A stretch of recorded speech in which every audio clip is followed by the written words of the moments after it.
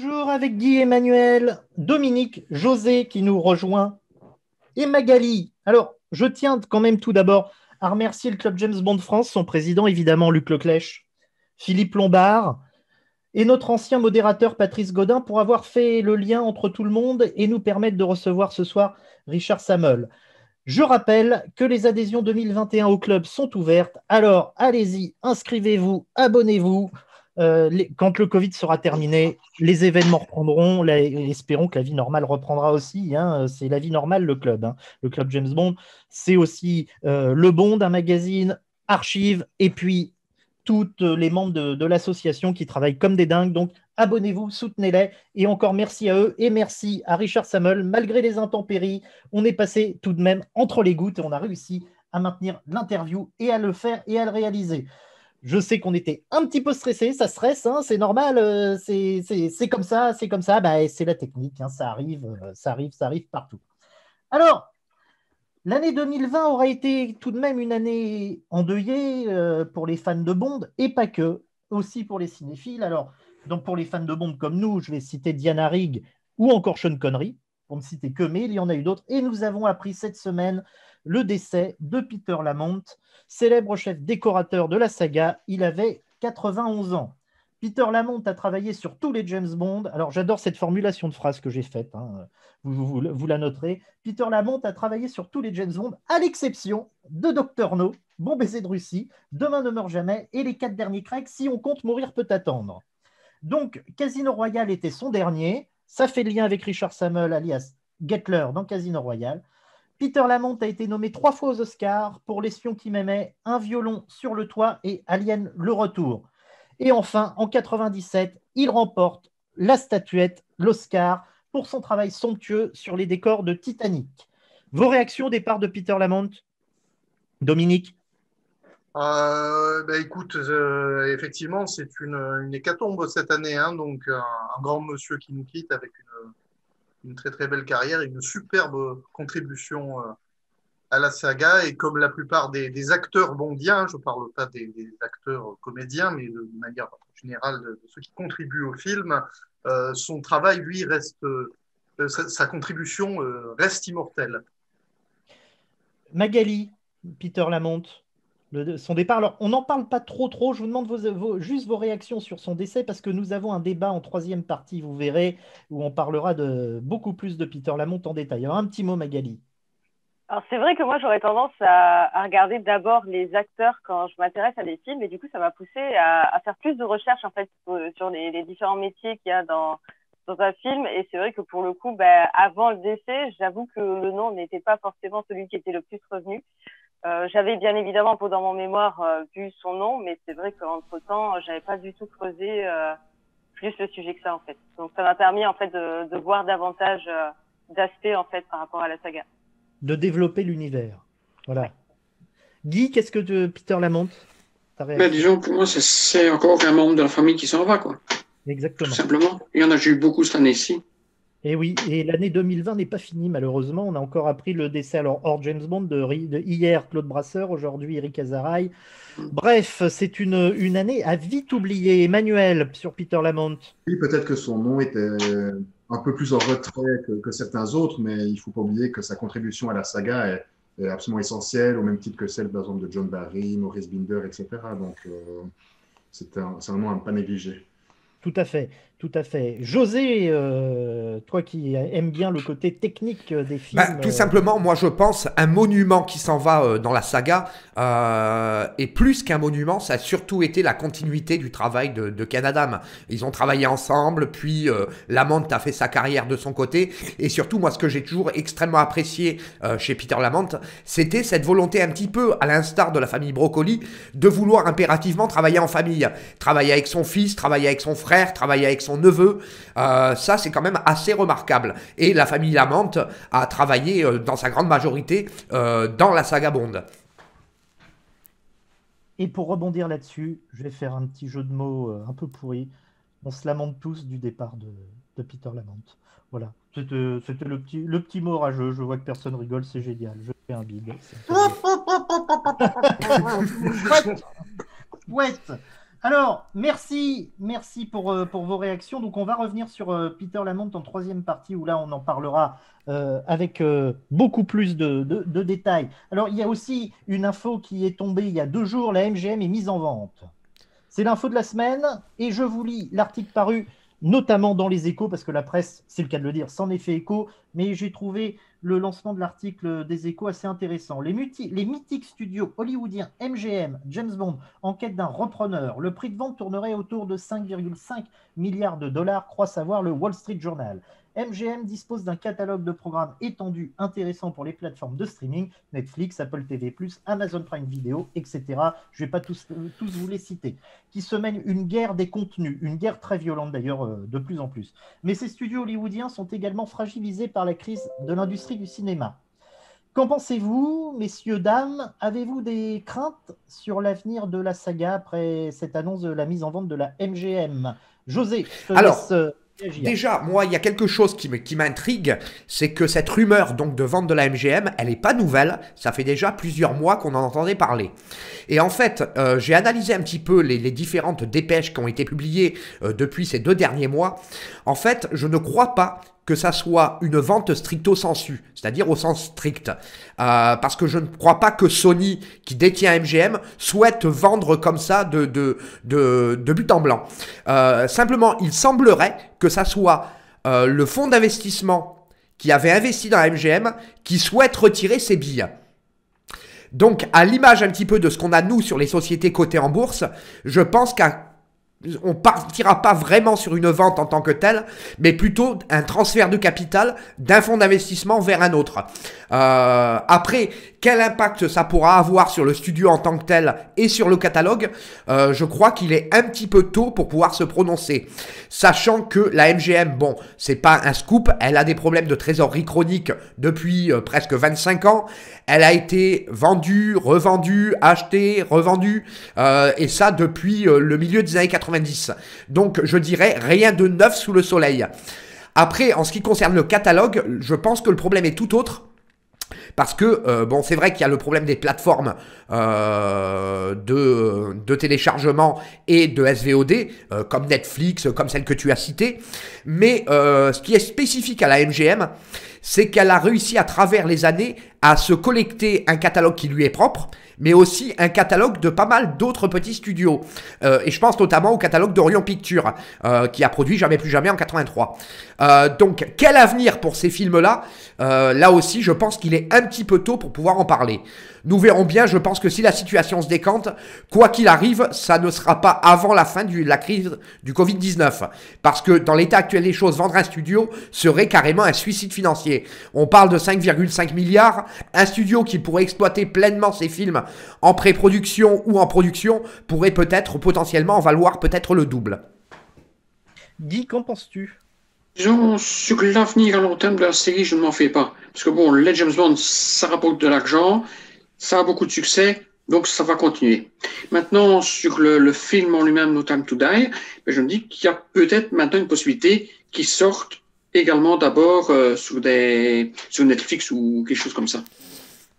C'est justement le débat qu'on avait eu il y a 15 jours avec la stratégie de la Warner de sortir ses films simultanément dans les salles de cinéma et sur la plateforme de streaming HBO Max, et de savoir si James Bond allait suivre. Magali, qu'est-ce que tu en penses, toi, de la vente de la MGM et pour l'avenir de la saga, si ça s'avérait vrai? Je pense qu'au niveau des films, ça va peut-être sécuriser davantage le futur. Enfin, comme le disait Guy, je pense qu'il n'y aura pas de problème vis-à-vis de l'avenir de la franchise. Mais ce qui me fait peut-être un peu peur, c'est par exemple, si c'est un rachat par Disney, c'est qu'il y ait je ne sais combien de projets qui émergent des films de la franchise pure pour aller sur des petites séries, des petites choses comme ça, et qu'on perde un peu l'essence même, que ça se disperse peut-être trop. Après, ça peut être bien aussi. J'avoue que là, pour le coup, c'est complètement inconnu. Enfin, faut voir ce que ça ferait, mais je voudrais pas que ça se disperse trop non plus. Merci Magali. Emmanuel, ton avis de Suisse? Écoute, j'ai pas beaucoup de choses à rajouter après l'analyse assez complète que José a faite. Je rappellerai juste que quoi qu'il arrive pour MGM, c'est toujours Eon qui va faire les films. Hein. Après, ce qui va changer, bien sûr, c'est les négociations, c'est les rapports de force entre Eon et le nouveau studio. Hein. On peut s'imaginer que si c'est Disney, Disney peut-être va mettre une sacrée pression, ce que ne faisait pas forcément peut-être Sony MGM auparavant. Donc c'est là qu'il faudra observer ce qui se passe, c'est là que les enjeux vont... Et c'est très très intéressant ce que tu dis Emmanuel, et ça m'a fait penser à quelque chose. Aujourd'hui on parle de la vente de la MGM, mais il faut quand même pas oublier que tous les films produits entre 62 et 81 n'appartiennent pas en propre à la MGM, mais ils appartiennent toujours à Unité d'artistes. Bien sûr, oui. Et donc, je veux dire, la cession du catalogue des anciens Bond, donc de Dr No jusqu'à Rien que pour vos yeux, même en cas de vente de la MGM, c'est pas une obligation que ces films-là soient rétrocédés. Hein. Ouais. Dominique, ton avis? Moi, je suis absolument ravi parce que ça me laisse fantasmer que Disney va pouvoir racheter la franchise. On va enfin avoir Mickey dans Gun Barrel. James Bond va enfin pouvoir sortir avec Blanche-Neige. Mis à part cette démonstration par l'absurde, comme ça, non, franchement, ça me parle pas énormément. Comme l'a dit Emmanuel, c'est Eon qui continue à produire. Je serais un peu plus inquiet, un peu plus concerné quand si Barbara Broccoli un jour annonce, écoutez, ça tombe dans le domaine public ou alors je revends à un tel.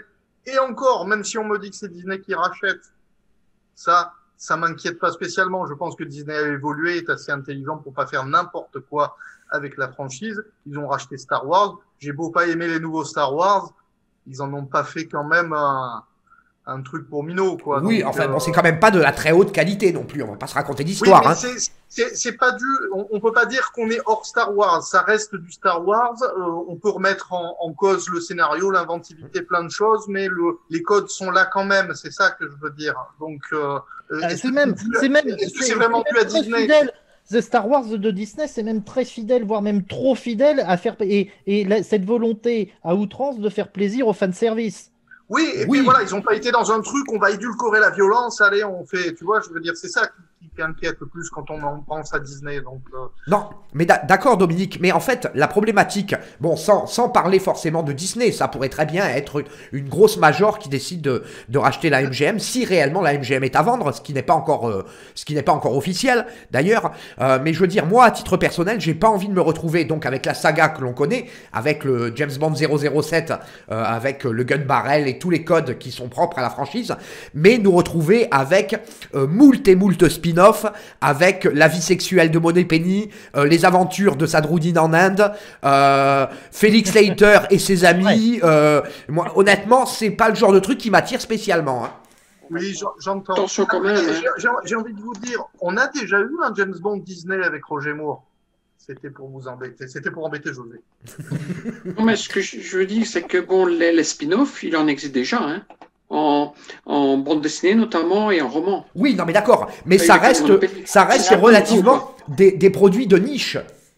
Oui. Voilà. Alors, si on part sur Disney, effectivement, je comprends cette inquiétude quand on voit les annonces multiples de séries qu'il y a eu la semaine dernière sur l'univers Star Wars notamment, parce que c'était quand même une annonce. Alors, ils ont annoncé 2 films et puis ils ont annoncé pléthore de séries. Alors, c'est vrai, il y avait eu un internaute qui avait partagé James Bond et Disney, alors avec le spin-off de Moneypenny, le spin-off de Felix Leiter. Oui, exactement. Moi, je suis impatient de voir le spin-off de Max Calva. Moi, je veux le spin-off avec le personnage de Tula. Enfin, je sais pas qui joue Tula dans Rien que pour vos yeux. Oui, la transsexuelle, ouais. Voilà, et moi, je veux le spin-off de... toi, tu veux de Pam Bouvier. De Pam Bouvier, bien sûr. Comment t'as deviné? Oh, je te connais. On se connaît tellement bien, mon Dieu. Non, et comme le disait Emmanuel, je crois, ceux qui restent quand même maîtres à bord malgré la vente du studio, qui n'est jamais que un coproducteur et un distributeur, parce que bon, n'importe quel membre d'Eon Productions peut parfaitement se passer de la MGM pour la distribution. Ils peuvent très bien passer par Fox pour distribuer les films, comme ils passent actuellement par Universal en Europe. Ça, c'est pas un problème. Tant que Eon reste la propriété de la famille Broccoli, et en particulier Dan Jack, qui est quand même le propriétaire des droits, je pense qu'on n'a pas de souci à se faire de ce côté-là. Que ça soit MGM ou quelqu'un d'autre qui produise les films, somme toute, ça change pas grand-chose, tant que Barbara Broccoli et Michael Wilson restent seul maître à bord. Après, s'ils décident de vendre leur société mère, là par contre je pense que pour nous les fans ça pourrait signifier, je dirais pas une mort de Bond, mais quelque chose qui pourrait s'y approcher. Bref, pour résumer tout ça, nous faisons confiance à Barbara. Je crois que c'est ce qu'on peut dire. Merci à vous. Alors, Guy, mon petit doigt me dit que tu as lu un livre. Oui, Tu as oui, fini oui, un oui, oui, livre, oui. un livre peut-être méconnu de beaucoup, et c'est le moment à toi de nous en Voilà. parler. Disons alors, le livre que j'ai lu, c'est Ma nuit avec James Bond. Je vais. Voilà. Alors, ta nuit avec James Bond, Ma nuit avec James Bond. alors Bon, il est comment, James Bond, la nuit? eh ben disons, je ne sais pas. Est-ce que c'est un Je bon sais pas. coup? En fait, Ma nuit avec James Bond, c'est pas un roman de James Bond. Hein. Le roman, il raconte l'histoire d'une postière de Tunis, de Maroussia. L'histoire se passe au début des années 70. Elle est la cadette d'une famille nombreuse et est élevée dans la tradition. Elle doit s'occuper de son vieux père qui gère son salaire. Entendez par là, bon, qu'il dépense au jeu. Il n'y en a que le cinéma en général et James Bond en particulier pour s'évader. Elle se définit comme étant la seule spécialiste à Tunis de James Bond. Elle collectionne tous les articles de presse, toutes les photos qu'elle trouve. Elle a vu tous les films 2 fois. Et donc, lorsque son amie Fatima lui apprend que pour la première du nouveau film à Tunis, Sean Connery sera présent, elle veut y être. Et sous les conseils de son amie, elle se transforme dans l'espoir que James Bond la remarque. Elle laisse tomber le vêtement traditionnel, se maquille, arrange sa coiffure, et les 2 femmes partent au cinéma. Maroussia l'a emporté avec elle une photo de l'acteur qu'elle espère lui faire signer. Malheureusement, il y a tellement de monde que les 2 amis ne peuvent assister à la projection du film. La salle est complète. Il ne leur reste alors qu'à attendre dehors, au milieu d'une foule dense. Quelques films se terminent et la sortie de l'équipe de tournage. Maroussia parvient à approcher l'acteur. Mais au lieu d'une belle signature sur la photo, il ne fait qu'un simple trait. Maroussia ne désespère pas, elle veut cette dédicace. Et la petite postière timide, elle devient téméraire. Elle décide de se rendre à l'hôtel de l'acteur. Elle trouve le numéro de sa chambre et frappe. Sean Connery lui dit d'entrer. Je ne vais pas vous raconter la suite de l'histoire. Hein? Sans être un grand roman, l'auteur, Eric Stack, avoue qu'il s'agit d'une historiette sans prétention, inspirée d'une histoire que lui avait racontée Georges Moustaki, qui est écrite à la va-vite, avec plein de clichés, de redondances, de fautes de syntaxe, etc. Mais je l'ai quand même trouvé très sympathique, ce roman. Il se lit très rapidement, il ne fait que 130 pages, et c'est intéressant pour le fan de James Bond que je suis de suivre les pérégrinations d'une admiratrice de l'agent 007 qui fera tout pour rencontrer James Bond. Parce qu'elle en vient à confondre réalité et fiction, acteur et espion. Ce livre permet également de se plonger dans l'époque de la bondomania, de s'imaginer ce qu'aurait pu être l'homme qui était Sean Connery. Et on se prend d'affection pour Maroussia, qui n'a pas une vie facile et qui veut assouvir son rêve. Et tout indique que cette rencontre changera sa vie. Écoutez, merci Guy de nous avoir fait connaître ce roman. Merci Guy. Nous vous partagerons le lien comme José l'a fait hier pour que vous puissiez, si cela vous intéresse, le trouver et le commander. C'est un bouquin, si Guy m'en avait pas parlé, je ne sais pas vous, je n'en aurais jamais entendu parler. Franchement, je sais que Emmanuel, Dominique, alors Magali ne s'est pas encore mis au roman, je crois, hein, tu n'es pas une spécialiste. Je pense pas que je m'y mettrai. Mais bon, Et ben voilà, après. c'est l'occasion de commencer avec une histoire originale. José aussi aime bien les romans.